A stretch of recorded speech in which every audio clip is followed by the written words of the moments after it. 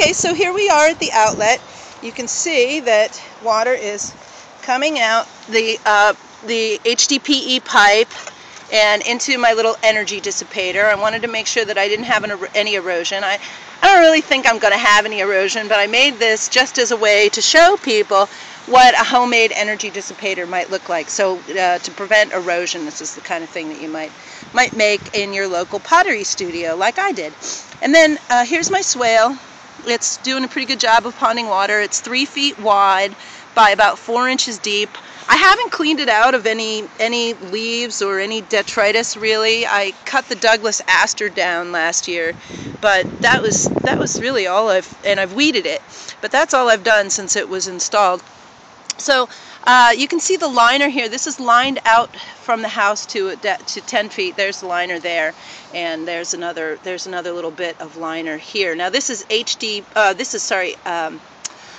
is the same liner that I used on my roof, and it's pretty UV resistant, so I'm not too worried about it. But I do kind of want to get it covered just for aesthetics at some point.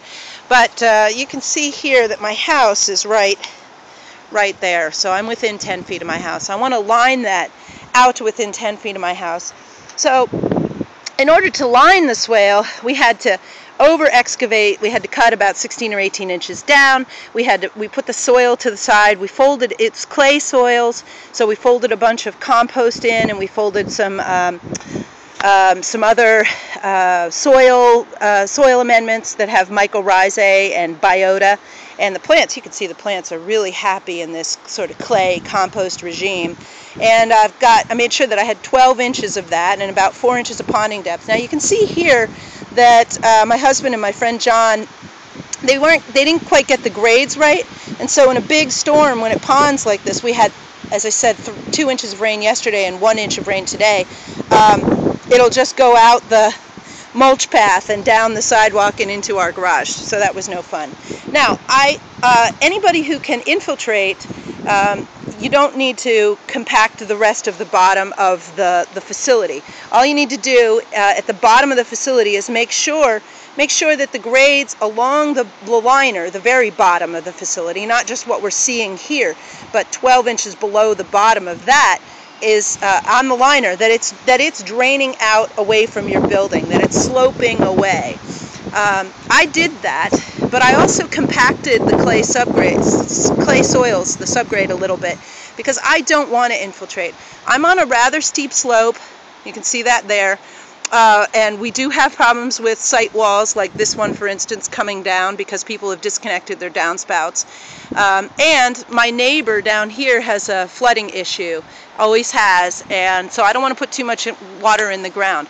But water does drain out the sides probably of this thing and into my garden, and it's probably held on site and not impacting their basement. So I do have to drain that out somehow. My intention was always, and this is a work in progress, is to just drain it out via subgrades down to catch the grade down there. So the lowest point in the swale up here is higher, and it's sloping down to that point there. So I just make sure that my plants are getting drained within 24 or 48 hours. Now to date, I haven't had any problem with my plants having wet feet or exceedingly wet feet. You can see they're doing really well. And so yeah, we just haven't finished this project because the city has a broken pipe in front of our property, and it's a mess out there, and they're about to make some changes to that. And so when they do, we'll finish the surface drainage that goes out to the public right-of-way and off of our site. But you can see here we're ponding basically 3 inches of water in a little over 30 hours. We've kept all our stormwater on site from this whole drainage here up on the roof. Now, I just want to say very quickly that whenever you take storage out of the watershed by lining a facility, you're raising the water table.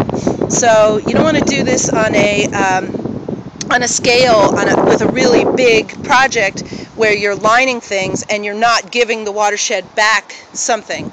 So here we're giving the watershed back a place for water to evaporate from the roof. This is basically is basically an eco roof on the ground with more storage. It's got that 12 inches of clay clay compost mix, which is going to store, and some surface storage that's going to store runoff from my roof.